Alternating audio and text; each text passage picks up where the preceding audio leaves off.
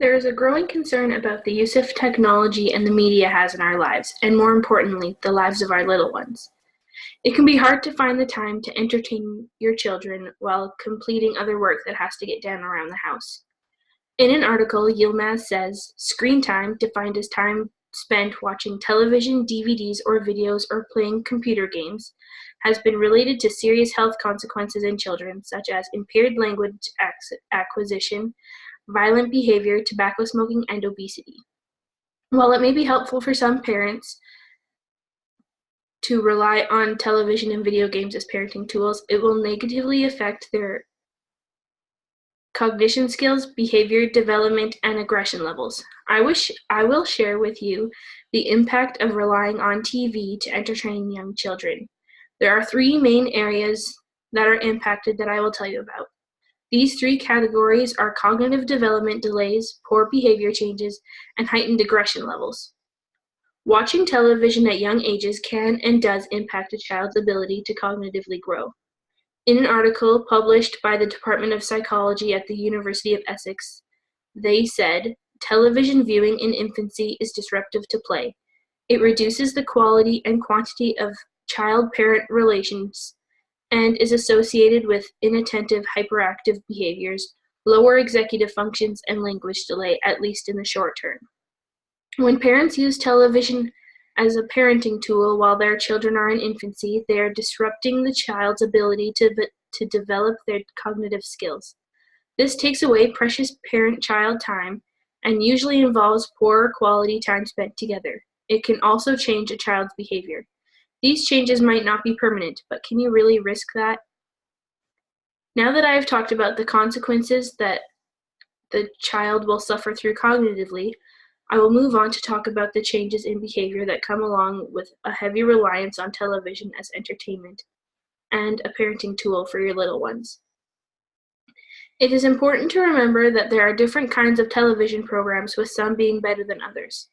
There are a lot of television shows that can be damaging to people no matter what age they are. Even if the children are doing their own activities and the television is just on in the background, they will notice different behaviors in the programs. They will change the way they act because you allow it on the TV. If they see that you think it's okay on the TV, why wouldn't it be okay for them to do? In an article by Rachel Ball, it says, higher exposure to adult directive television programs during infancy and the preschool years is associated with poor executive functioning skills, and exposure to adult directive content at age 4 is associated with poor school readiness and vocabulary skills. The programs that are on TVs these days, even on the channels that are meant for kids, can be appalling at times. When they see that poor behavior is allowed on TV, they will start to do it too. Now I will move on to talk about the changes in a child's aggression levels while watching the television. Habits about TV watching are largely attained during the preschool years. As with most things in life, when habits are formed in childhood, these habits continue for a major part of their life. There is a lot of direct violence and suggested violence in television programs recently. When children grow up watching these things, that will become normal for them. They will assume that swearing, fighting, and hurting people is just something that you do when you're having a problem with someone else. The children who watch these shows will begin to become desensitized to violence. They will see it as normal, and it will become normal for them to do. Now that I have talked about the three areas that will be impacted by regular television viewing, I will talk about some solutions to these problems. First, I want you to close your eyes and imagine a world where children use nothing but the television, media, and video games when they're bored. No one goes outside, and parks are just fields of grass without playgrounds. Children are distancing themselves from their parents because they do not understand what it's like to be a kid. Children do what they want because that is what they see on TV.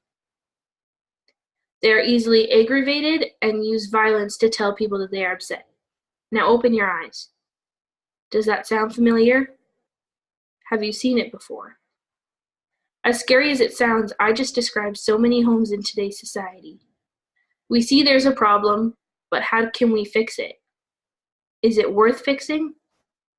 One of the first things we should do is to think about how often we allow our children to watch TV. One solution would be to limit the amount of time we allow them to watch.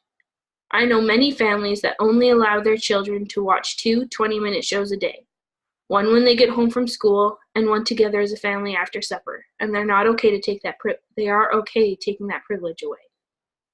Another solution is to think about the things that are happening in shows that your children watch. Would you be okay if they started acting the same way that the kids on the TV shows do? Find TV shows that support your morals and values. Don't pick anything that is too violent. Now I'll summarize what I said about relying on television as a parenting tool. Wholesome television shows are far and few between these days. The television shows that are on now can hurt your child. Your relationships with them can suffer, and their judgment can be clouded by their desensitized views. Violence will become something that children do to cope with their problems because that's what they see. Although it may seem convenient at the time, it is dangerous for young children to get in the habit of relying on television as their main source of entertainment. Think about how often you hear things that come out of your children's mouth. Are you surprised that your precious and innocent little ones could say something like that? Where do you think they get it from? Consider reviewing the amount of time that your children have. Are there other things that they could be doing? What will you do today to start finding different activities that they can do?